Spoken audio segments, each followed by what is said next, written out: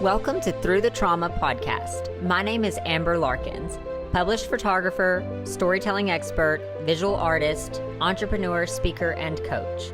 This podcast was born from one question: how do I get inspiring stories of triumph out to the people who need to hear them the most? Come with me, enter my world, where lives are getting changed, heroes are getting developed, and greatness is being achieved. Hello, and welcome to another episode of Through the Trauma podcast. I am Amber Larkins, your host, and today I have with me Mr. Scotty, is it Amos? Amos, yes. Scotty Amos. Amos, I said it right. Scotty he's an amazing human. He's doing amazing things in kids with trauma and helping us as parents know how to navigate this. So I am very excited to have him on today and just share his expertise and some of the things that he's done. Scotty, thank you so much for being with us today. Amber, thank you so much for having me. I really appreciate it. And I'm glad to be able to get the story out, get my story out and share with people that the most important thing that if anybody's experiencing or have friends that are experiencing kids with trauma, there is hope. And hope is where it all starts. And that's awesome, because sometimes that's the point of despair when we feel like there's no hope. So I commend you for what you're doing, and just for your heart behind it. And I know that you have a story of your own, and that's probably led you down this path and given you a big heart for it. And that's kind of how things happen sometimes. So would you mind just sharing a little bit of your story and your background and what's led you into having such a passion for this? Sure. My pleasure. And as many stories with trauma and many stories in general, it's a long, winding road, so as the song would say. But the crux of it is 14 years ago now.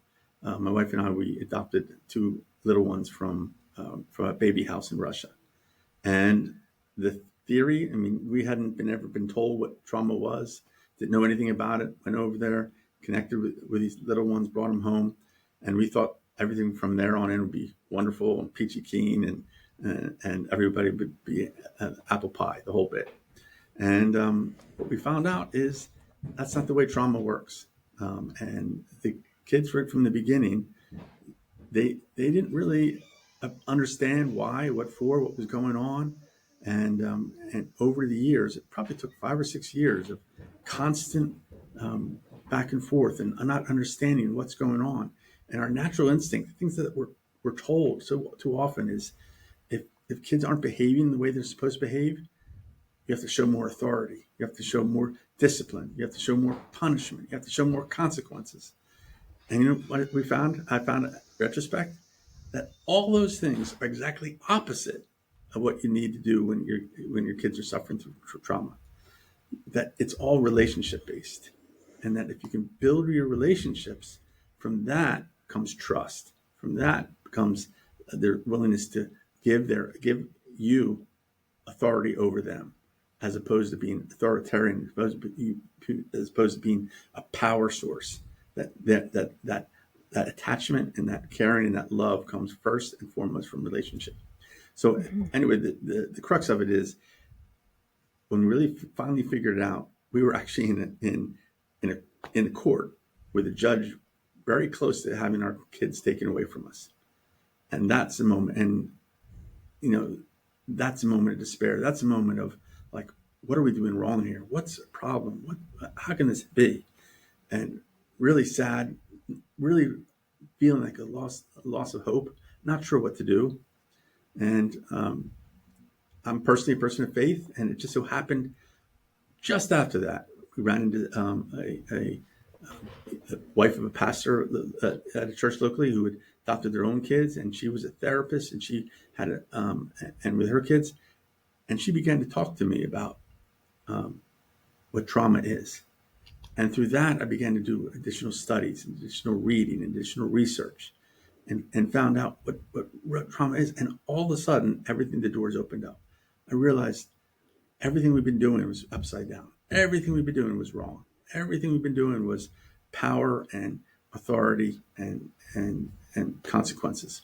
And so slowly but surely at that moment, and this is now about 7 years ago, I began to change the whole process, change for the house being an area of safety, of no, there's no consequences, good or bad don't work, but conversations do. In the trauma world, we have something called the 3 R's, which is regulation, relationship, and then reason. When a child acts out, our first reaction is to tell them what they did wrong and get them to correct it. But what we really need to do is get them to regulate. And regulation is really a brain issue. But one of the key things we learned in trauma is that it really is a brain injury. It's not something, an attitude. It's not something, a problem. It's not something that they did wrong. The kids who are traumatized, their brain has made changes in its structure, so it's constantly on the fight or flight mode. And where we can have the capacity to deal with a situation, let it dwell, and then think about it logically, they can't, because they've had that trust barrier broken, and so they're afraid of the world.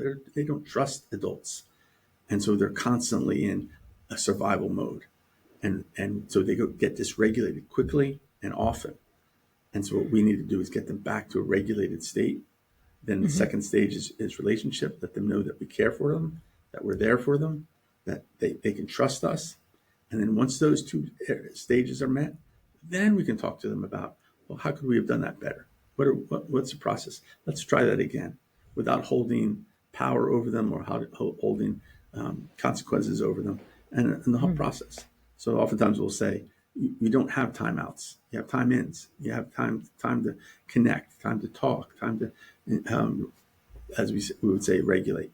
And so that's the process that we began to learn, and slowly but surely get the brain to reconfigure itself again away from the amygdala, as it's called, which is the reptile brain, the fight or flight, and back up into the high brain, or the prefrontal cortex, where the reason occurs. And that will happen if we can create an environment of safety, and that they feel comfortable in, and that we can create a situation not only in the home but outside of the home, areas of that they can again feel safe. They'll begin to heal. So that was a long way of saying it was a No, disaster. We began to turn that's around. so good.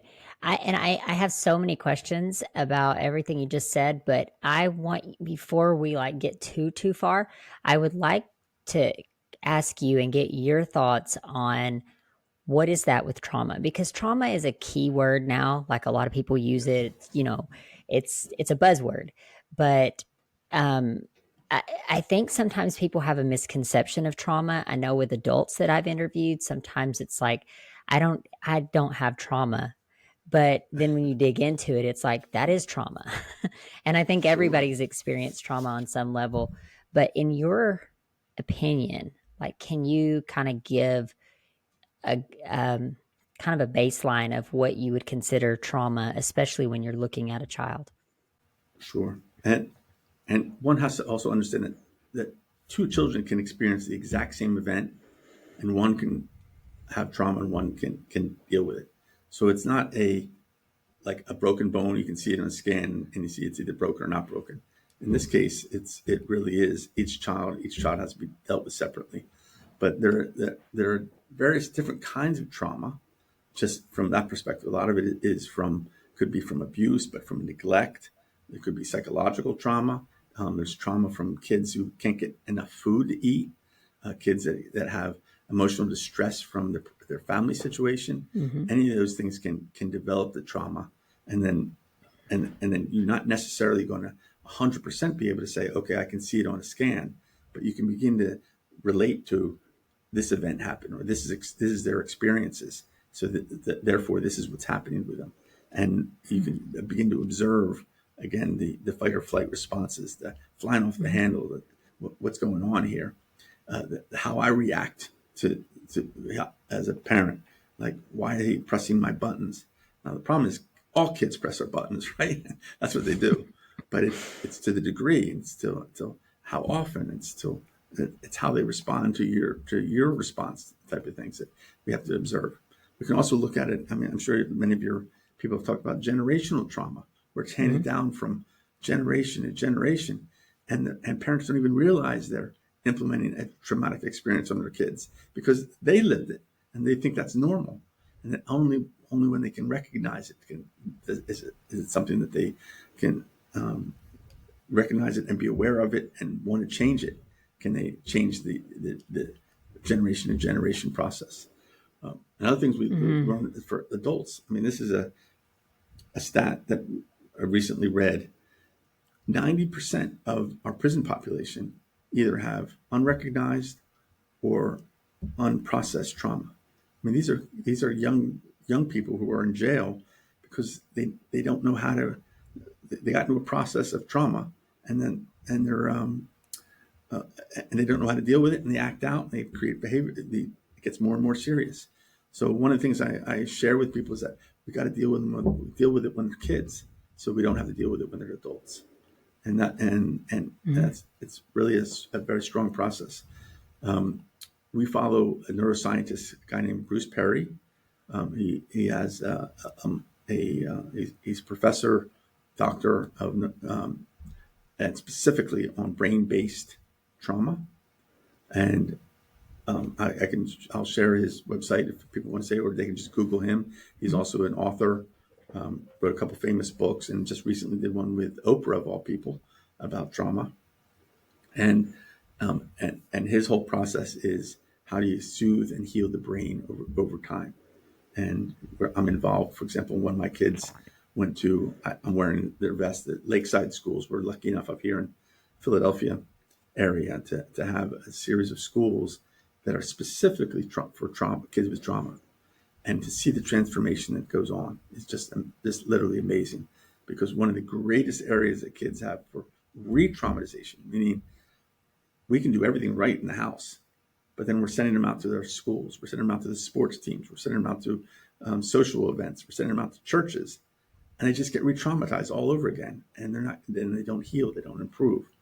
We as parents have to figure out a way to create an environment wherever they go where a zone of safety, as I call it, a margin for safety. So we see there's definitely an issue. There's an issue with childhood trauma. There's an issue with parental trauma where, like you said, and this was a question I did have, like, how much do you see that play out? Because from your perspective, you had adoptive children, correct? But in the case of like having your own children and sometimes going back to how maybe you were raised or like you were, spanked for XYZ and then you're going to spank your kids for XYZ. And I do believe that's an issue. Now, how do we fix that issue? Like, I guess, and I'm a big proponent here of you have to have an awareness of trauma. Like, I want to see all people get healed of trauma. I have to know I'm having a trauma response to something before I can fix that trauma. Um, and it gets a little more complicated, like it's a whole nother layer when I know that I need to fix my trauma to then be the best mom I can be to shelter and foster any type of trauma they've had, my children. So, what are your thoughts about like how do we as a culture even initiate that or begin to show people that you got to go in there and do the work, and there's even an awareness that this is wrong, because I'm sure that's hard too, just trying to go to a parent and say, hey, what you're doing is traumatic, and Right? they're like, no, it's not traumatic, that's how I was raised and I'm fine. That's it. So what are your Well, thoughts on that?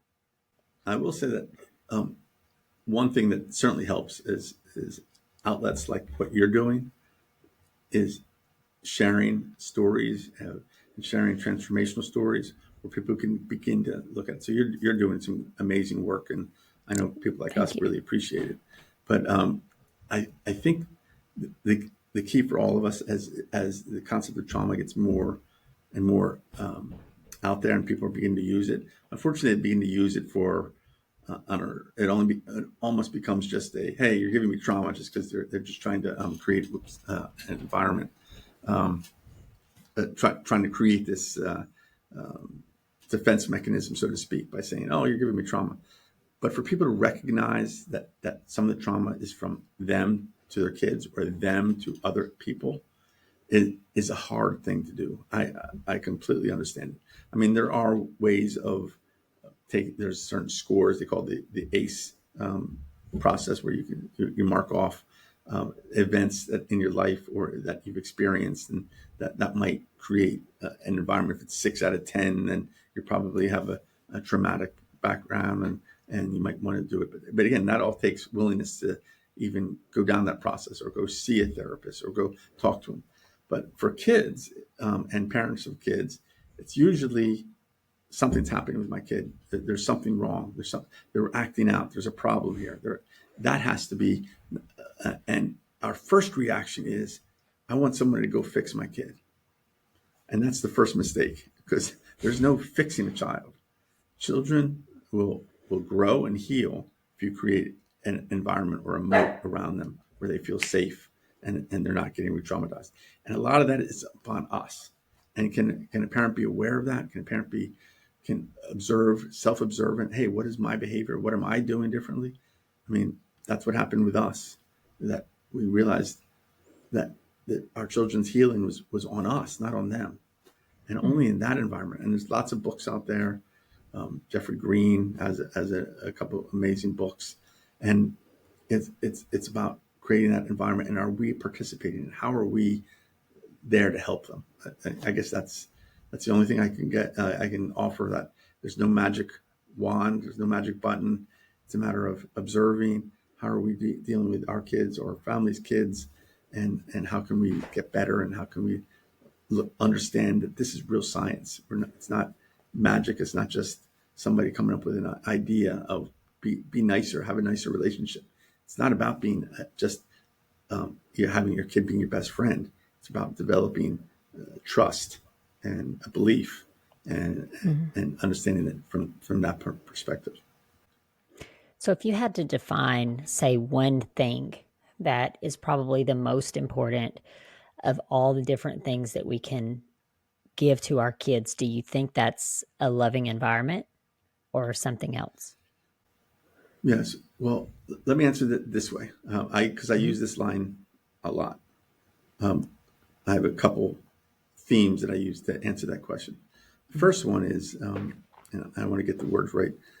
The value of our love is not dependent on our children's response. So the value of our love is not dependent on our children's response. Meaning, too often, our self value is on with their behavior.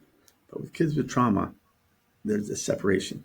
Our value has to be, are they healing? Our value has to be, I'm a person of faith, but so are we loved anyway, and just as God loved us, regardless of how we treat Him, and we have to be able to pass that on to the child in terms of our relationship, because too often we'll react. If they're not showing us love, then I'm going to be angry at him and I'm going to penalize him.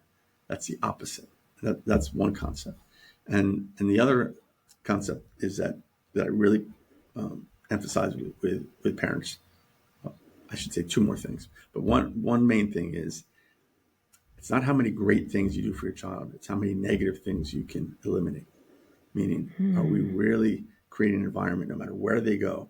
And school is the number one culprit, where they're getting re-traumatized. The bus ride, the lunch counter, the playground, the bus ride home, in between classes, the line in the classroom, from classroom to classroom, the gym. Everything is an opportunity where our kids are getting, um, uh, kids can be tough on each other, and they can get re-traumatized very easily in that process. So I really push for parents. Is school the right, with kids with trauma? Is school the right place for them? Should they be in an alternative school like my son was, and where he could grow and heal, or should he be at homeschool where he can feel safe at home until he's ready to enter that environment? But it's the same process of whether they're playing on the soccer team, or going into scouts, or going into a music program, or going to even their churches. I know, from just one example, we went from one church that was a wonderful church, but they had no understanding at all of how to deal with kids with trauma. The church that we go to now is because the pastor and his wife have adopted kids and had to go through this process themselves. Amazingly, so many people within the congregation understand trauma, understand kids with special needs, understand kids who are on the spectrum. And because of that environment, we feel safe taking them there. It's just, and that our parents, as parents, that's our responsibility. Put them in a place where they can succeed. So Mhm. I don't know if that answered the question. that, Yeah, for that was a sure. three-part question. And brought up some more things too, which we could go down a whole nother rabbit hole. But I mean, I personally, there's so many things wrong with our school system. And I mean, we could get into that and take that on a whole nother direction with Yes, this podcast. But you said this earlier on. It's very hard for kids to kind of know what's going on in their mind. They just react. sure. Um, but we have so many adults that do the same thing. And when you start putting a congregation of people together in a school where you have traumatized teachers that are just going through the motions, it's really hard, and it does help to have a place where people do understand it, but it's hard to find that group of people. And It is. one other thing I will say, specifically about churches, is that we would like to think in a perfect world that churches is a great place to take your kids, and it takes a community to raise a child, and that's a great place for community. But we also have to realize that you have to go into churches very vigilant, because there's this lot of spiritual warfare inside of churches as well. And so you have to be really aware when you walk in. You have to do the work. You can't just Right. drop your kids off in childcare and be like, I'm at church and they're going to do well, they're going to thrive. It's not that way. That's right. Not always. I mean, hopefully you find the right church and you find the right group of people. And I think even if you don't, there are still those people in those places that can help, but it's vital. I think what you're saying is so vital, that you find the right community, especially if you have a child that has had trauma. And just one other thing I will say about this, which is, there's like three different ideas here, but this has been brought up on the podcast as well. This idea of, it's if you have a situational trauma where something happens, like I get, say, someone attacks me on the street and they steal my purse, my belongings, or whatever, I get robbed. Okay, that's a one incident trauma, so it's a little bit easier to heal from that. But when you have Yes. trauma that's going on a regular basis, like they are, and you brought this up too, they're revisiting every time, or this is happening in the home. Like there was a thing that I read when the pandemic was going on, of, like now there's like an increase in abuse in the home because you have parents that are abusing their kids, and the kids, there's no place for them to go to get away from it. Now everyone's kind of has to be in their home because of this pandemic, and they're being re-traumatized. So that makes it really hard. And I think, while in a perfect world we would like for people to wake up and take responsibility and realize our children is our future, and if you're raising a traumatized kid, they're going to grow up and re-traumatize their kids, and this is where that generational curse comes along.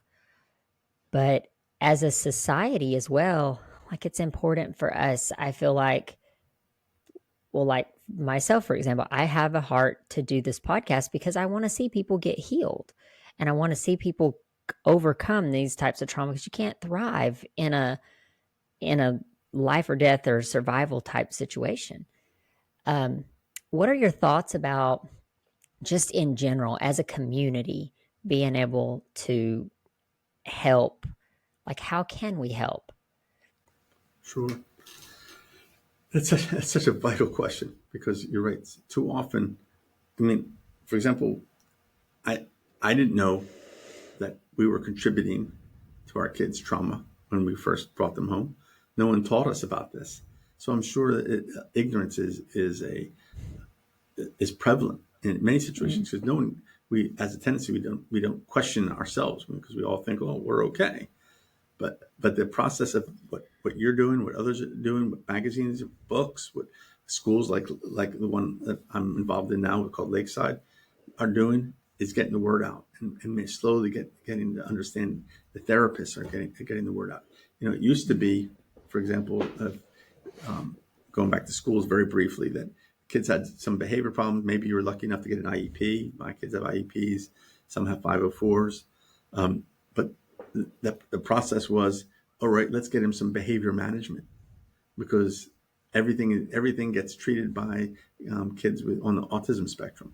Well, what you do to treat for kids on autism spectrum is the opposite of what you do for kids on that have trauma. And so all of a sudden we're getting therapists in who tell you to do one thing, and another therapist tell you to do something different. And should you have medicine for ADHD or shouldn't you have medicine for ADHD? We're getting all these different signals, and that's even when we are aware of us that our kids have trauma. So when parents aren't even aware that they're contributing, or our kids experienced it or involved in it, it's a really tough process. But what we're doing here today and what you do on a consistent basis is getting the word out. So friend can meet friend and say, hey, have you spoken to this? Have you looked into that? Your child is having a lot of issues. Don't give up hope. Maybe it's trauma. Maybe it's not some other issue. Maybe we can talk to somebody. Maybe we can get a book. Maybe we can look into this. I mean, that's really the only way it's going to happen. I mean, there's been such great progress, for example, over the last decades for those of us, or those kids who are on the spectrum, right? There is significant process. If comparatively, kids with trauma are just getting started. We don't have that nationwide understanding yet from the school level, from the therapist level, and certainly not from the parental level. And that just needs to evolve. And the only way it does is constantly pushing, constantly creating new environments. I know up in Pennsylvania, the state government passed a law that all teachers have to have trauma training. Not a lot, but at least it's a start in the public schools. Mm-hmm. Wouldn't that be great if it were nationwide? And then how does that get passed on? And how do we get that involved in churches and other places of worship where they're dealing with our kids? And how do you do that with coaches who are in the sports? And how do you do that with scouts and scout leaders who have to deal with these kids? It's just a process that has to be every day, just another step, another step, another step. And if we, as parents who are aware of it, can protect our kids and keep them in a safe environment and pass the word on and talk to others and share our stories, that's the way it's going to advance. That's the way we're going to create a momentum of where we can heal our kids. Can you speak a little bit to this? So we've touched on a lot of things, and all of that is awesome stuff, by the way, and I think very helpful content for parents and for those that have a touch point with children. Can you speak a little bit to, and I'm sure you may have seen this before, but this idea of like divorced parents, and you have one parent that possibly is being traumatic in their behavior, and then another parent that's trying to compensate that. Because I Sure. know that, sometimes I think this is an issue. I've read about this a little bit, but how sometimes you'll have one parent that's like the disciplinarian, and sometimes they cause more trauma because that's kind of their thought, like what you were talking about in the beginning of using that force. And then you have another parent that overcompensates, and that's also traumatic. Like Yeah. they're both traumatic, and now you have a child that's like, one parent's disciplining me all the time, the other parent's giving me everything I want. Like, can you speak a little bit to that and what your thoughts and ideas are Sure. for helping with that? And in those situations, our kids, all kids, but especially our kids with trauma, they're professionals at triangulation, right? Because they know their number one priority when when your brain is based on in a trauma mode, meaning working out of um, the reptilian side of the brain, the fight or flight, is what do I need to say in order to protect myself? And they'll treat the two different parents differently based on how what their particular needs at that moment are. And it's really tough for because divorce is also can be create a traumatic event for a child. One child can be fine, and the next child can be traumatized by it, and you never know. One of the things I always start with, though, before we get too far into blaming parents, is that it's the whole concept of grace, and that we have to give ourselves a break too. We're all in this together. We all know that as parents we love our kids, and that we're all going to make mistakes, and it's okay. We will. But the most important thing is to understand what's the outcome. Where do we want our children to be when they're ready to graduate high school or get out of college or have the next stage of their life, and begin to take the pressure off our individual process. It's not about me. It's not about I'm angry with my spouse. Um, I have to overcompensate because they're just giving their children whatever they want whenever they want it. We have to work together. We have to figure out what's the process here, and it really does take a rational conversation, saying, because a child who understands that the two parents are going to be that they can triangulate is never going to get out of that fight or flight mode. They're going to stay there because they found a way to create frustration and anger and upset people upset, and that gives them this barrier of safety where they are, because those other people are upset. Those other people are doing something that I can manipulate them into, and Mm-hmm. then Yeah, and for then so sure. and so what we have to do, we're the parents, we're the adults, right? We're the ones Mm-hmm. that have to Mm-hmm. get under control and say, okay, we're going to have to come up with a plan here that we can both implement. This is what's happening. Will you buy into Mm-hmm. this plan? We'll compromise on what we have to compromise on, as long as we understand what the number one priority is for what we're doing with our kids. Are we creating an area of not necessarily giving them what they want, but developing relationships and just creating safety Mm-hmm. and letting them not be able to take us one by one and separate us and things like that. By the way, the same Yeah. thing happens with grandparents and parents-in-law, and we go to their events, and all of a sudden they want to shower the kids with gifts, but then they get upset because the kids don't like their gifts. And it's this commotion, it's this craziness, and so a lot of times as parents with kids with trauma, we just have to beg off these events because it's not good for them. They need this sense of calm, every day being the same, almost boring, not a whole bunch of pictures and TVs and phones and games in the room. Just let them play. Let them learn how to just create an environment of that everything's Mm-hmm. okay, and nothing. They don't need the latest gadget. They don't need the latest TV show. They don't need to be on the computer. They don't need to play a video game. They don't need to be able to talk to dad once every 2 weeks and get taken for all the gifts he can get, and mom is the tough one who has to give all the all the discipline and things like that. That isn't an environment where they're going to grow, and it's up to us as Mm-hmm. parents just to accept it, deal with it, and try to figure it out. One of the things with kids with trauma or have been traumatized is oftentimes they're going to act younger than their chronological age, because they're emotionally um, oppressed a little bit. So oftentimes they're acting 2 years younger than their ages, which makes it more difficult for them to build relationships with their peers. Makes it more difficult to relate because adults expect them to act a certain way based on their age, but they're not Mm-hmm. right. They're not there yet, and that's oftentimes. I mean, there's, for example, the neuroscientists have created a brain map for where lots of different sections, and a child can react like their age one moment and 2 or 3 years younger, literally the next second, and you're always constantly wondering what's going on and why is that happening, and it's neurologically consistent. That's what happens to the brain Mm-hmm. when it's been traumatized as well.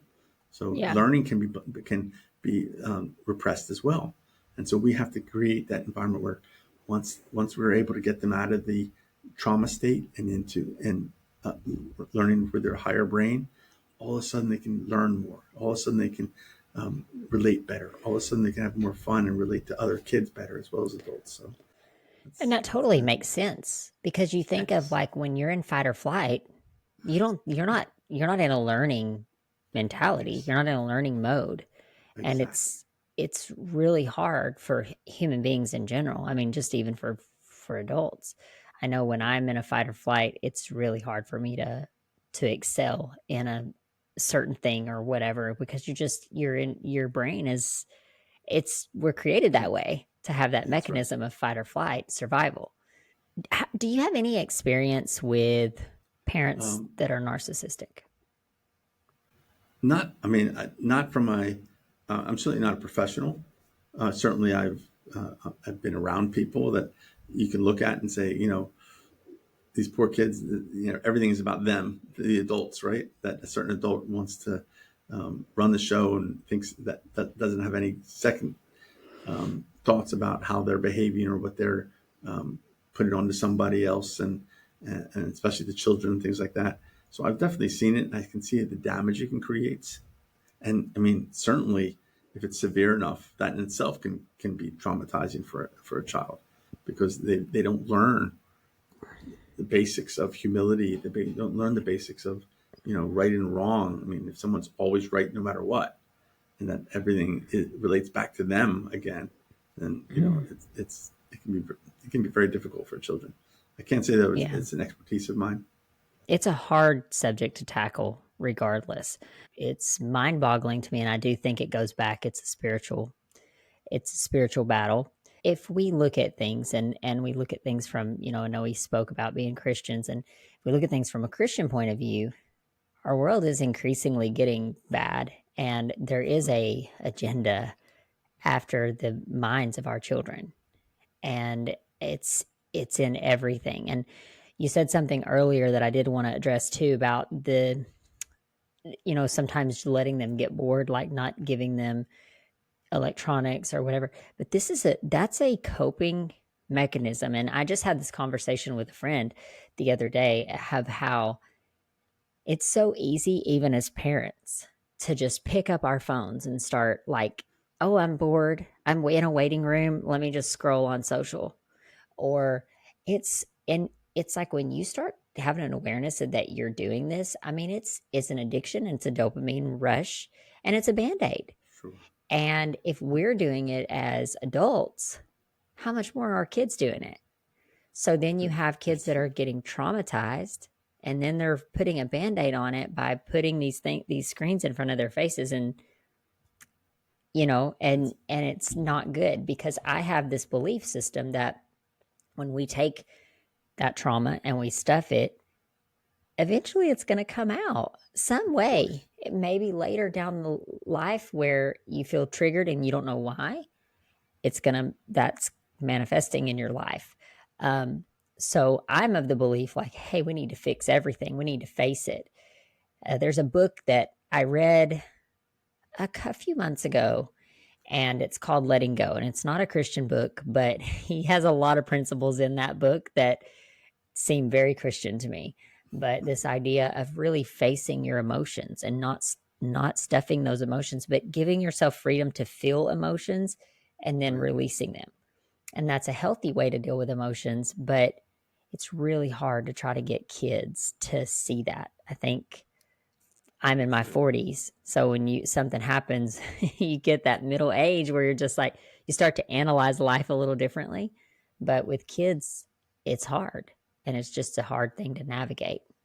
And as parents, our job really is, I mean, at least in the trauma world, is to not tell them whether their emotions or their feelings are good or bad.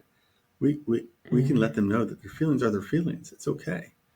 And then how are they feeling? How do they express them? How do they get it out? And then if they're sad, it's okay to be sad. Now, and how do they process that? And then once they can process that in an environment where they trust their parent or their caregiver, then all of a sudden it's okay. We all have bad days. We all have bad moments. Hopefully we don't have bad years, but we're we're, we're and it's just part of life, and we have to be able to teach them that as well. That their emotions are their emotions. There are not good ones or bad ones. They're just feelings, and they'll and they're not we're not going to let them be told that they're good or bad, that they have to suppress them, things like that. That's where that Mm. whole narcissism comes, where everything that they can't trust anybody, they can't have that relationship with anybody, they can't be honest with themselves and others anymore, so they keep it all inside, and they reinforce everything. Their decision has to be a good one because they can't trust to share it with anybody else, and Yeah. that's important for our kids. You said in the beginning there's hope. And you've obviously seen this in your own family. Like, what does this, what does that look like? What does it look like for you? And then what have you seen in doing this Sure. line of work? Like, share with us maybe a success story and where you're at today.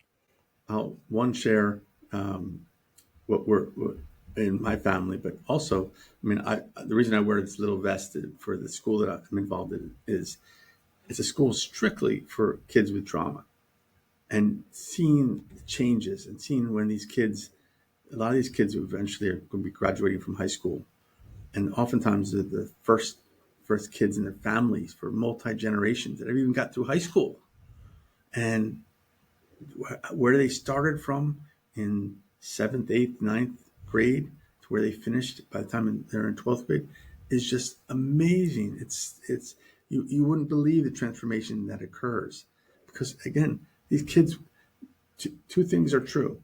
Kids want to grow and heal, and kids want to be want to be appreciated. They want to do good. They want their parents to love them, and they want their parents to say "attaboy" and "attagirl" and things like that. That's their need. For my kids, I mean, the fact that once we recognized that we were dealing with trauma, and I was able to change the whole process of how we dealt with them and where we went, and how everything was a choice. Everything becomes very intentional, by the way. I should pass that on to your parents, I mean, your listeners and parents that are listening. It's not like we thought about it and say, hey, what are we going to do today? Everything is a process. Like, can we manage that? Is it going to be a problem? I had years where my kids would explode on their birthdays because to be honest, I never really found out why, but it was a terrible time for them because it was so much emotion wrapped up into the next year. Now they can celebrate them over years because we didn't create an environment where they got penalized for things like that. Um, my kids, when they came over, obviously they couldn't even speak English, much less 2, 3 years behind in school and emotions and relationships and everything else. Now they're looking forward to one more year until they can graduate high school, and now they're talking about wanting to go to college. And it's just a wonderful thing. They're having talking and their futures, and I sit back and say, wow, I didn't do this. All I did was create an environment for them. They did it. The kids are doing the healing. When they heal, it's just amazing to see what they can do as young people. I often say the three questions are that they always want to know is, do you love me? Do I trust you? Can you help me? You know, can we answer those three questions for the kids? Because that's always what they're thinking about. You know, Mm. every single child, and whether they have trauma or not, because even if they don't have trauma, they could have it the next time around. In some of these big cities up in the north, some of these kids, their only meal of the day is school lunch because they don't have it at home. That's a traumatic experience to get through. So there's just so many instances, and what things that you're doing, and hopefully I'm helping a little bit out there. It's just getting the word out and telling people, yes, there's a process, there's hope, we were, and again, from a spiritual point of view, um, no matter what we do, we know that God has forgiven us. We're already chosen, we're already been blessed, so we've already been adopted into His kingdom. And so we have that knowledge of going forward. We can do the same to our fellow man, right? Or in Mhm. this case, our kids have the same attitude, have the Yeah. same love, have the same process, and that's all we have to do. And we're going to fail every day. We're going to fail, but how do we just get up and try it again and try to do better? We all, one of the lines we always use is, it's it's progress, not perfection. We're Mm-hmm. always trying to do a little bit better. And Yeah. as long as our kids know that we're trying to get better, we want them to get better, and we love them, and we have a good relationship with them, they'll get better.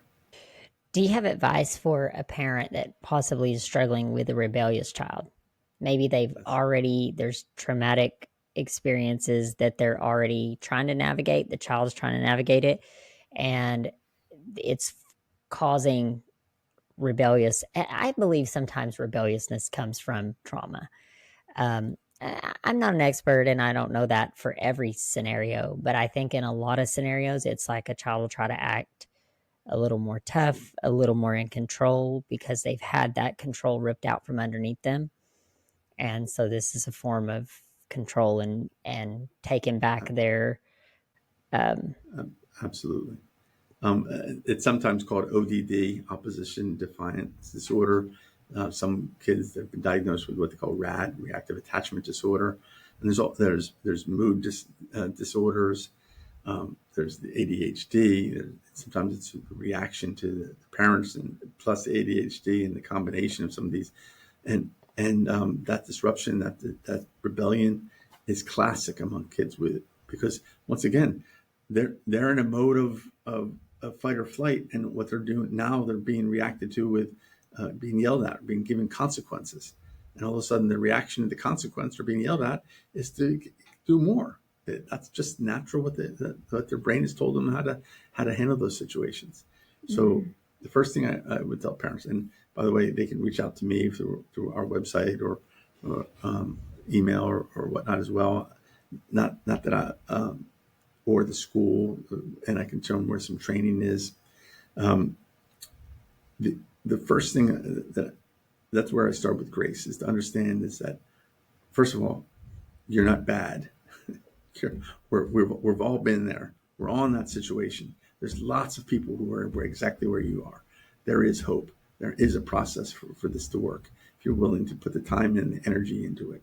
Secondly, reach out. Find professionals either in the group of friends that you have or your parents' friends or just professionals that have a specific trauma background and knowledge base.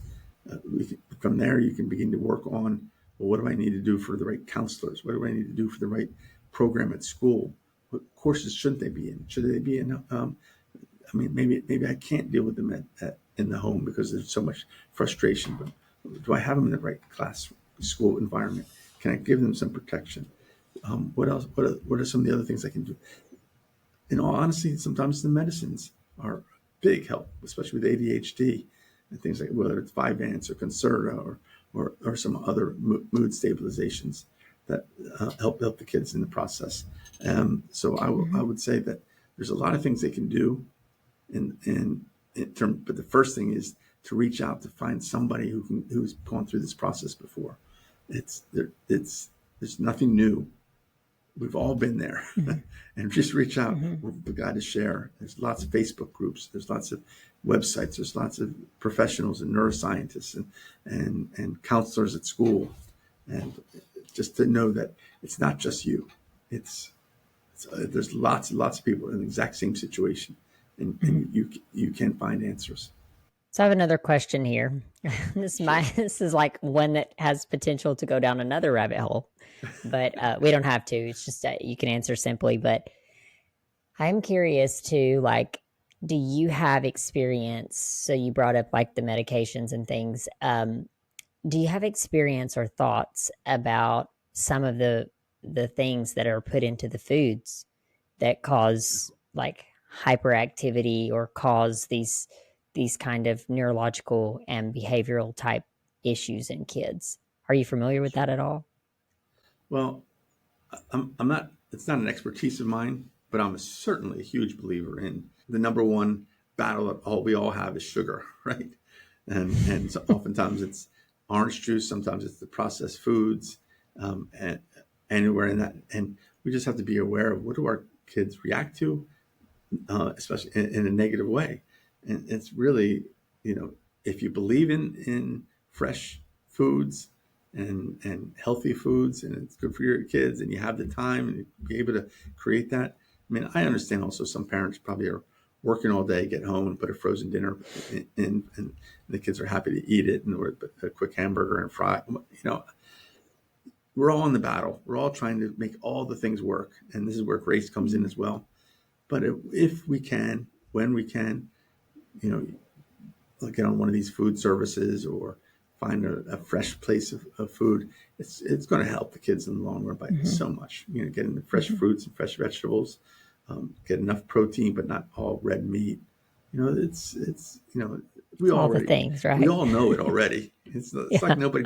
It's not like we don't know it. It's like, are we willing to do it? And we know it's better for our Well, kids.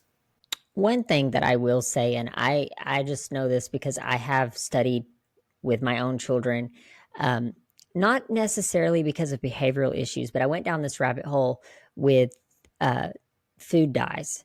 And I learned that with food, it's such a shame because here in this country, it's legal to put food dyes in all of our food. And they put it even in food that's not necessarily needs food dyes, just to make it a little more appealing looking. We try to stay away from dyes. It's impossible though, almost impossible. I'd have some parents say it's not impossible, but it's hard to stay away. But I would encourage too, like if you are a child who, or a parent of a child who has any of these kinds of behavioral issues, I would just encourage, like, maybe try eliminating some of the dyes in food. I think red is one of the, I mean, they're all bad, but I think red coloring is really bad. And it's in so many things. My kids love the spicy chips. And it's Yes, mind boggling to me. You go to the grocery store and it's like, I can't even buy them the spicy chips because red dye is all in them. really. And Wow. it's scary for me. But I have read that some of the kids that are on the spectrum, especially with behavioral type stuff, these dyes have an effect. And parents, they've done studies where parents have eliminated those dyes from the food and seen a huge improvement with their kids. So, we like to think that what's in the grocery store is okay to feed our kids, but you know, We're, we're going to have the it's same not always conversation safe. in a few years about bioengineered food too, aren't we? It's already an issue. I mean, again, we could go down that's another podcast for another day, but it's true. And I've talked to some specialists on this podcast specifically about food, and but when what we are putting in, there's this idea of what you put into your body is the output that you get, whether it's Sure. mindset, whether it's, nutrition, uh, doesn't matter. Like if I'm watching television every day and that's the only exposure I get to the world, or I'm watching TikTok every day and my algorithm is showing me violence, it's probably going to make me a violent person, or at least it's going to affect how I look at the world. Sure. But same thing with food. If I'm, like you brought up sugar, and that's a big problem too these days. Like if I'm only eating sugar, eventually it's going to my health is going to fail because I'm not getting any other nutrition. And listen, I got a sweet tooth, so I'm not I'm not telling people to eliminate all sugar. I'm just saying, like, you can't, everything in moderation. But that's something that I think parents should take into account when it comes to the nutrition. Just take a look at that. And I agree with what you said too. Just have grace because food prices are continuing to rise and not everybody can afford all organic, but you make good food choices based on That's what you can do. that's really good Yeah. advice, and that does help the kids. I know a lot of kids with trauma are on specialized diets that take away a lot of these agents that create behavioral um, issues for the kids, and that's helped Yeah. a lot. So Yeah. I think that's important. And even some with like mental health. I know I went down this rabbit hole once of studying how keto diets help with Sure. certain mental health disorders in adults.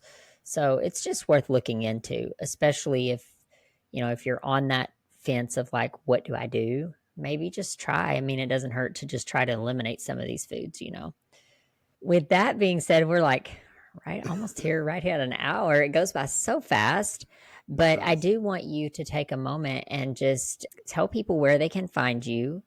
I know you have a book, so tell us a little bit about the book and where people can find that and who that book is really for. Oh, thank you. Well, and first, I want to say that everything I do in this project is no money. I'm not selling anything. I mean, the book costs money, but all the money goes to the school where I'm on the board of directors of. Everything on the website is free. We even have a therapist who will do the first session for gratis for people who just need to talk and whatnot. So I want people to know that we're doing this out of our passion and our belief in the process. So our website is called Child Trauma Sherpa, or ctsherpa.com, whatever is easier for people to remember. I have a book that just give you an example of, I think, what demand there is in this marketplace. Just put it up on Amazon. It's a book called Where Do We Go From Here? And it's about healing kids with trauma. I put it up and it ended up being number one in 8 categories. I'm not anything special in terms of an author. I mean, I'm not a writer, but just the fact that it was that popular that quickly just goes to show you that it's an important topic. And it's really my book about really the traps of re-traumatization. How to look at what I call the 7 areas or zones that your children are going to be involved in, whether it's school, well, certainly the home, but school and social organizations and religious organizations and whatnot. And what do you do in each of those? How do you protect your kids? How do you create this environment that I keep talking about, this moat, this cast, if you were to, so to speak, for kids that they can heal? And the fewer negative things that they go through, the more they're going to heal, or more quickly they'll heal. And we know from science is that the child's brain, or adults now even, completely malleable up through at least 25. There's no evidence that it's beyond that now. And that, so if we have our kids that are acting out and having problems at age 3, 4, 5, 10, 12, we still know that there's lots of time. You just implement the program, create a process. Everything begins to calm, take away the negative reactions, negative environments, create an environment where they can be safe. They'll grow, they'll heal. Just trust in the process. So they'll do great. So I would invite everybody to go check out his website, especially if you're struggling in any of these areas with, parenting or dealing with kids with trauma, or even have exposure to kids on a mass level. You're a coach or you're a teacher or you're someone who has a touch point with children. Like, definitely go check these things out, because life is a journey and we're in this journey together. And if we're working with people or with kids or with certain situations, it's up to us to become experts in that thing. So I would invite everybody to go check out his website, and we'll list all of that as well in the show notes so people have easy access to get to that as well. But Scotty, you're doing amazing things. And, I think that just your willingness to do it, and then just like letting God kind of spread that message, however, it's huge. And I think that we don't see, sometimes I don't think we'll ever see the impact that we make. And it's not really up to us to see that. Sometimes it's reassuring. I know when I get a message that says, "Hey, your podcast really helped," that's reassuring, and I enjoy that and I appreciate that. But I'm sure there's people that I've touched that I would never even know. And I'm sure the same is true for anyone that's doing amazing work in the world and making an impact on the world and on the communities and in the homes. So I commend you for everything you're doing, and just for your heart behind doing this, because so many people need it, and our kids are our future. And it's hard growing up in this day and Special age. thanks to you as well. I do, I can write, I can put a website, but getting the word out and what you do for people is also amazing. So thank you. Well, thank you. Do you have any like closing thoughts or ideas that you'd like to just kind of leave my audience with? Again, I would reemphasize the couple of things that we mentioned before. That one, no matter what stage your child's in now, there is hope. 2, give yourself some grace. There's other people out there that have gone through what you're going through right now, and there is a way out. And if you're just willing to reach out and connect and and become introspective about what you need to do, make changes in how you relate to the children, um, it'll make a big difference. Positive, safe relationships, they'll grow. Yeah. That's reassuring information to know, especially, raising kids these days is not easy. And raising them, I'm just entering into that age where it's like it's not quite teenager yet. My 12-year-old, he'll be 13 in October. So it's like, but it's hard. It's hard to navigate. And we just do the best we can do and just know it does take a community and it's okay to reach out for help. And I, I encourage that for anyone that's listening. So I appreciate you so much. Thank you for sharing your expertise and thank you for all that you do. Thank you so much. I appreciate it. Thank you for listening to Through the Trauma podcast. If you have found value in this episode or believe in the mission behind what we are doing, please subscribe so that you never miss any future episodes. Also, be sure to check out our transformation project at transformationthroughtraumaproject.com, where we help inspirational stories get heard on a larger scale through multiple platforms. If you know someone who can benefit from this episode, please share it with them. Until next time.